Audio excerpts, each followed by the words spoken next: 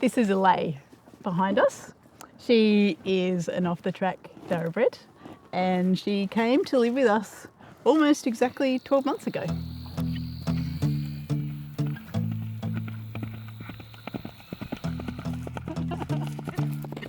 She's 7. Her birthday is the 4th of September and she raced up until she was a 6-year-old. She had her last race in August 2024.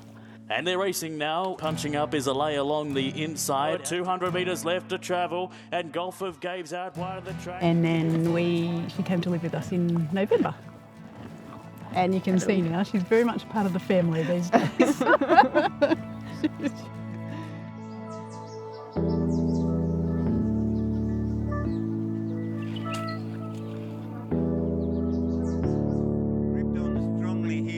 Mitchell Bell, number 5, Allay, $10. She was a serious racehorse. She raced 27 times for 3 wins, 6 second places and 1 third, and she won $95,575 in prize money.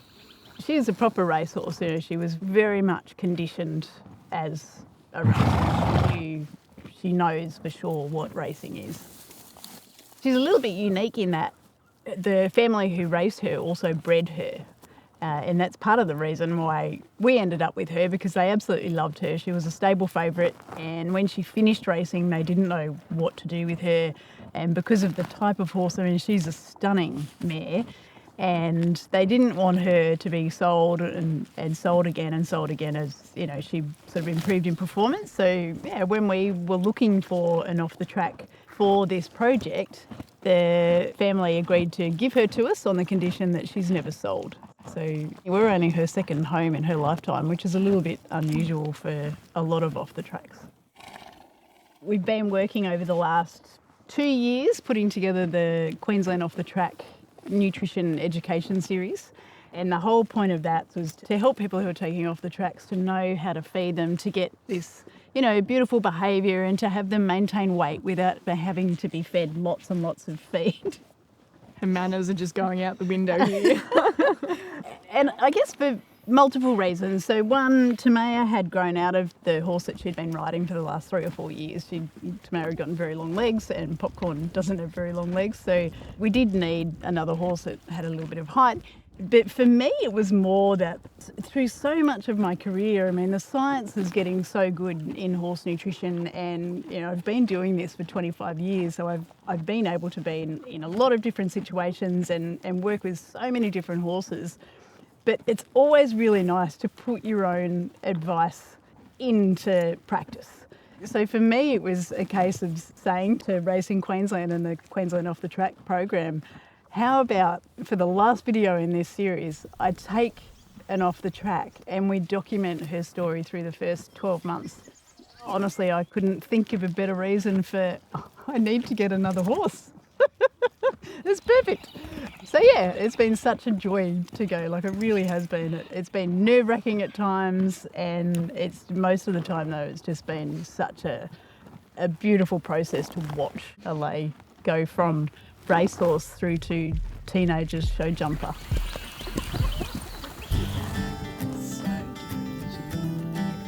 I couldn't get up the first time I went to get on her. Yeah, and then we started going and she felt so smooth. I adore riding. I love the moments that we make. And yeah, when we got her, Mum goes, you know, we're gonna have to compete her at the end of the year, like as a goal to work to. And I'm like, oh, okay. And so we settled on we're gonna try and make it to the 65 eventing.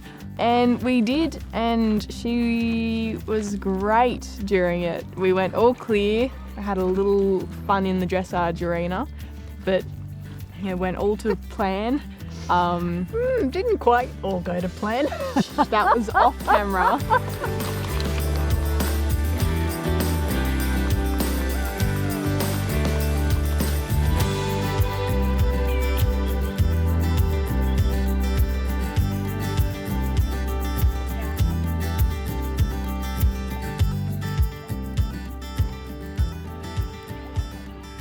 I was always a little bit nervous about Tamaya going on to an off the track because they can be handfuls. They can be hard work, and it's not like she's certainly not a second horse for someone, but she's just been amazing in her behaviour. And at home, she's so quiet, you could nearly put young kids on her to ride her. Yeah. She's unflappable.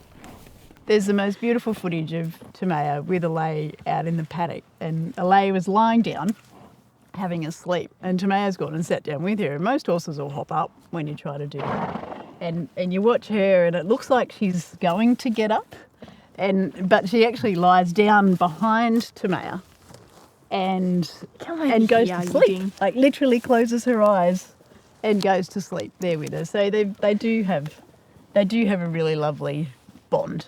Create a relationship with a horse before you ask anything of them. So we spent months. Have to start small, even though she's a much bigger horse than Popcorn, and we were jumping high with Popcorn. I sort of had to come back down to her level. Expect less. The first issue I had was how long I had to wait until I could ride her.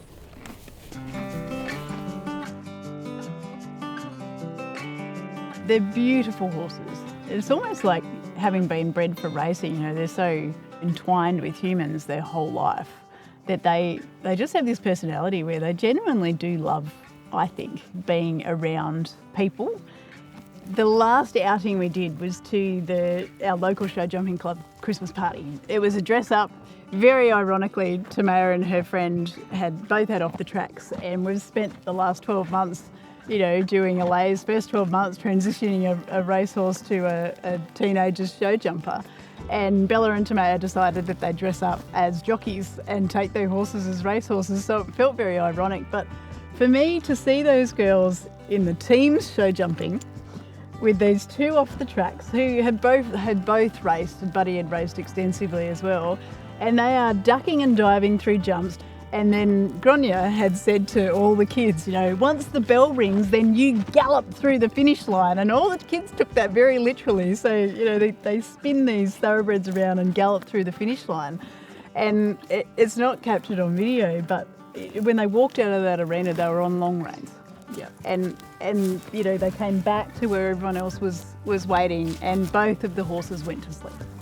So that to me was just the biggest smile on my face, because I'm like, this is where I wanted to end up. It's not that they're doing amazing competitions or jumping at any sort of level. It's the fact that they can go to a competition, have fun, and Allay can be relaxed enough to go to sleep after she's just galloped around a jump course. Yeah, that was a cool moment. Yeah. She just loves moving. She's just happiest when she's moving.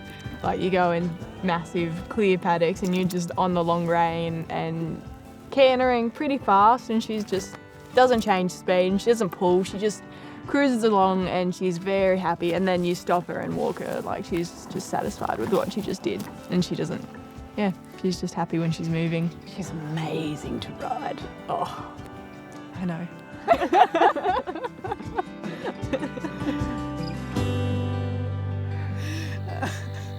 Back when I was doing my PhD, we knew that the microbes in the hindgut were important to a horse, and that was what my research focused on, was how can we feed these high performance animals high grain diets without destroying the environment in their hindgut. But we couldn't actually see really who was living in the hindgut in terms of fungi and bacteria. But in the last 25 years, that technology has just exploded. And we're now in Australia at a point where we can see exactly who is living in a horse's gut down to the species level. So a lot of microbiome work done around the world is still done at a much higher, like family or genus level. But we can now, with the company that I've been working with, we can see exactly, and which means that we can count exactly the number of species in Allay's hindgut. It's like now horses can talk to me.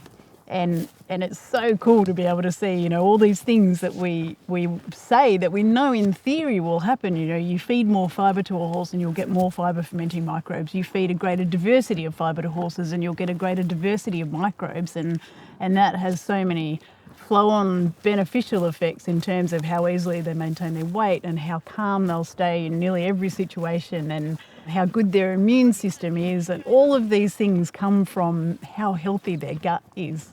And the fact that we can now see made this project so cool because we've tracked Allay's gut from the day that we got her to the 10-month mark, and we'll do, we'll keep tracking her into the future as well. But it's so cool. The data is awesome. Mm.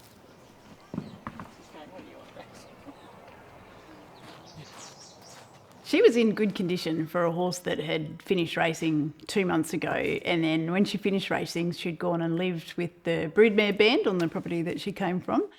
She was really muscly, like she was a very, very muscly mare. She had a little bit of rain scald, so fungal skin condition that was very easily treated with some iodine scrub. She had a hoof abscess about a week after she arrived. So she had niggly little things going on, but otherwise she was in good condition when we got her.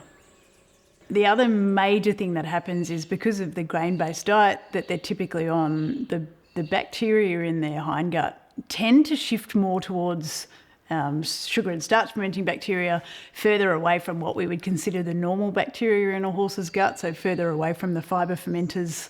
And typically the diversity in their gut of the bacteria and the fungi shrinks as well. So in different species, that's like what we're starting to see in foraging horses, but we think, and it's pretty cool, we've got some data now to show, that the number of species shrinks in the hindgut of racehorses. So when they come off the track, we have to try and turn all of that around and get them back to being horses that have got a gut that is more adapted to being very efficient with fibre-based diets.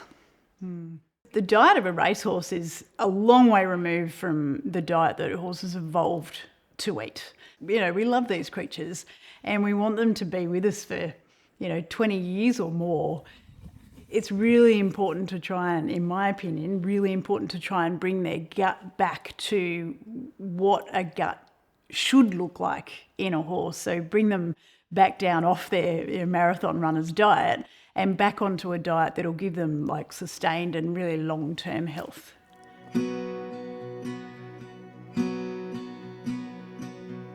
With all horses is to try and have them on a diet that has got as much forage and as many different fibres in it as possible, to try and recreate as best we can the diet of a horse that had no fences around it. Horses have only been in the presence of humans for 0.01% of the time that they've roamed the earth.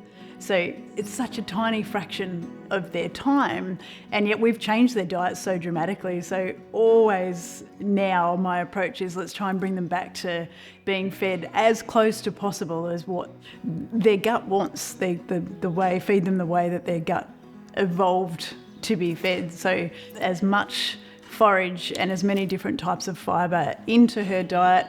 And always underlying every diet for me too is just make sure that we're meeting all of her vitamin and mineral requirements, because you get a horse that's zinc deficient and you'll get poor immune response, skin conditions. You get a horse that is vitamin E deficient and they'll start getting muscle wastage and poor immune response again. So there's all of these nutrients that are typically lacking either in our pastures and naturally in our forages, or they'll decline. So in hay, for example, vitamin A and vitamin E will virtually disappear over the first 12 months of a hay being baled. So that's always in there for me too, is make sure you're meeting the nutrient requirements. So I wanted to be absolutely sure we had that done for Allay as well.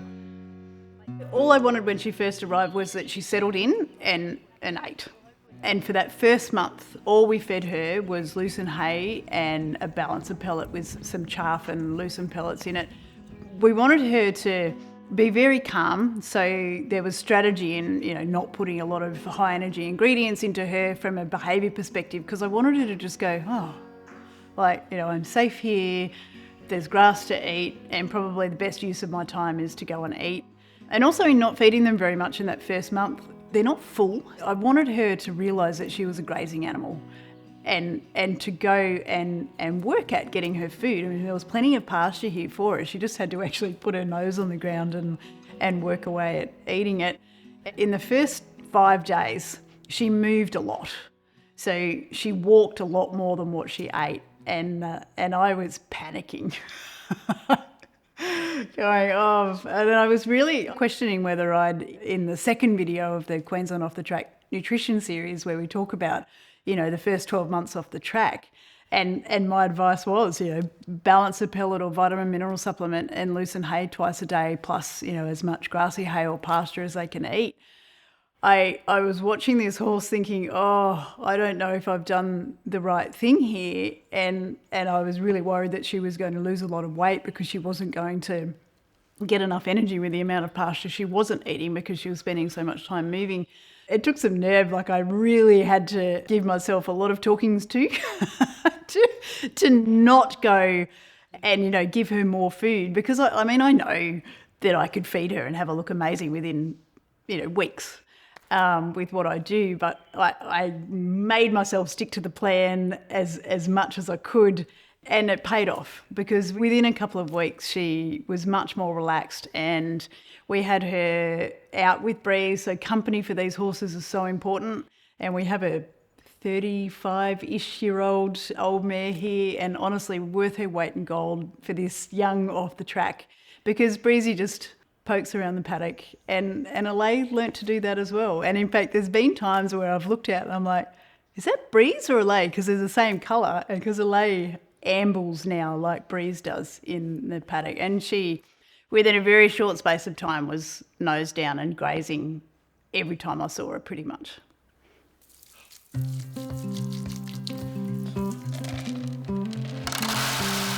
Can I just say, to start with, I was so excited to get it off the track because you can feed these things.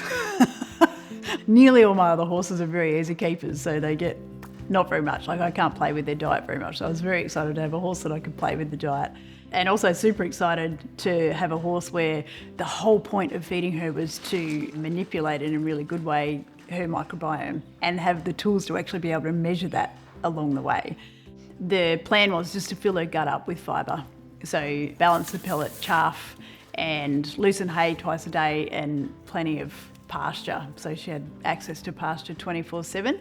And then once we got beyond that first month, that was when I wanted to start bringing in some fibre diversity. So I'm so fortunate here in that most of the fibre diversity in her diet was coming from the pasture. And in fact, this morning when we were filming and we were just sort of standing around waiting, and I was wandering around watching her, she was grazing as we were waiting.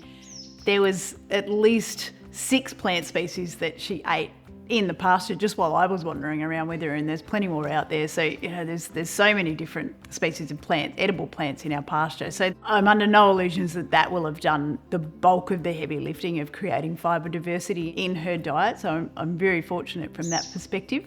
But at the end of the first month, I also started to introduce things like copper meal, lupins, and sugar beet pulp, and we had some hemp fibre in there as well, so hemp hulls and hearts, just to bring in as much fibre diversity as I could into her diet. And she stayed on that diet for the next 5 months. And you can see from the first month to the 5th month, you can really see the increase in diversity of the bacteria in her gut. We go from 258 species up to 333 species. There's a big jump. That for me is a massive win, because that's exactly what that period of feeding and off the track, the whole of the first 6 months, all we're aiming to do is try to get that microbial diversity back into their gut and have their gut more like what I guess a healthy horse's gut would look like. A horse that is on a diet that's predominantly forages and lots of different types of forages.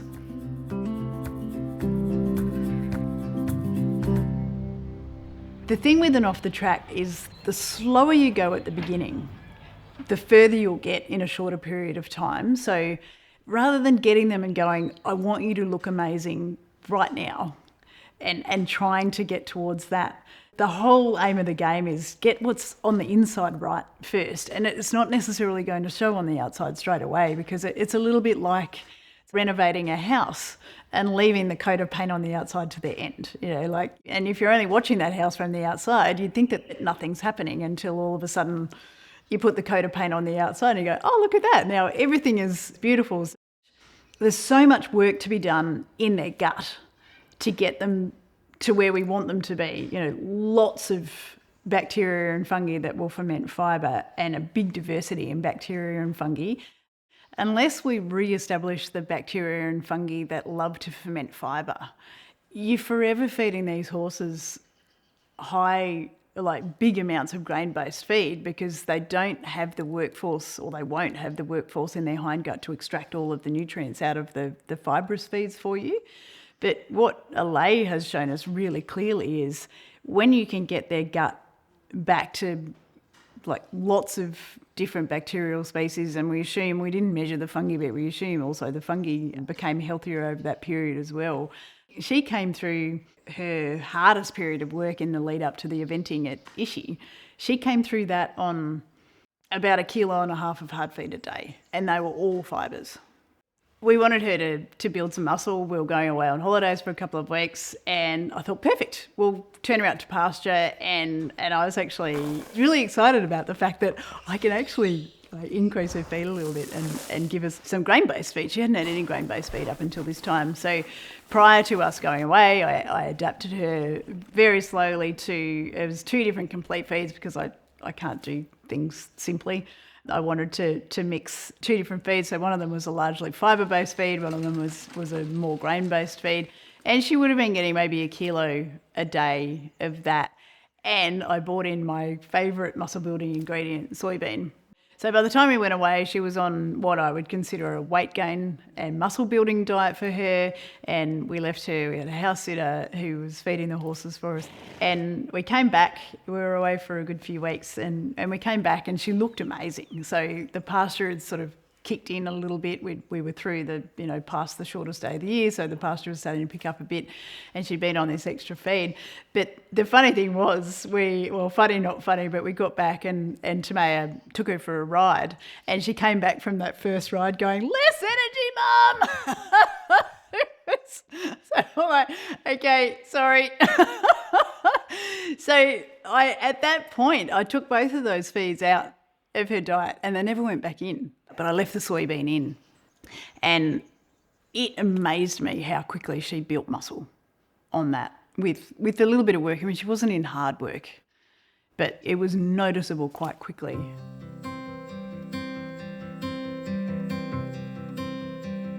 So Allay's current diet is pasture 24/7, always.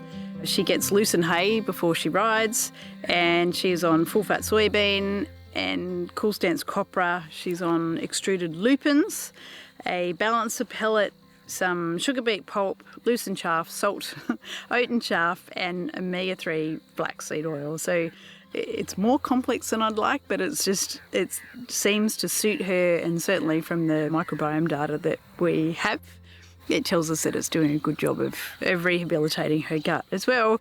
And it's also doing a really nice job of meeting all of her energy, protein and vitamin and mineral requirements, and it's got lots of forage, lots of fibre diversity, and is giving us an excellent gut health metric. A huge part of why we spend so long rehabilitating their gut and getting their microbiome back to where we want it is because of the gut-brain axis communication and the fact that behaviour is so affected by the microbes that live in the hindgut.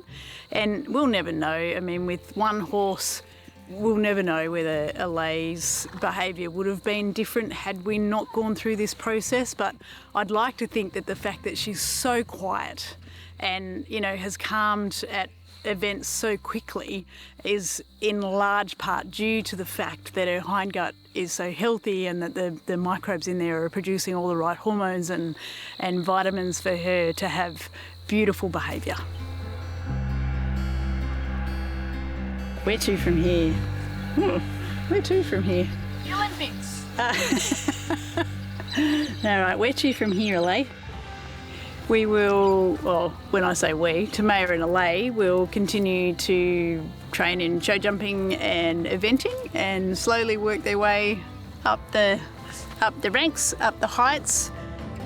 Yeah, Allay's very much part of the family and part of the herd now. I don't think we even realise or notice much that she's an off the track anymore, but yeah, our deal was that she came to us and stayed for life, and that's pretty much from my perspective where to from here. And from a nutrition perspective, I'm keen to keep just watching her gut and testing the microbes in her gut, and we'll see where they end up in another 12 months, in 2 years, and it's a fascinating project for me as a nutritionist.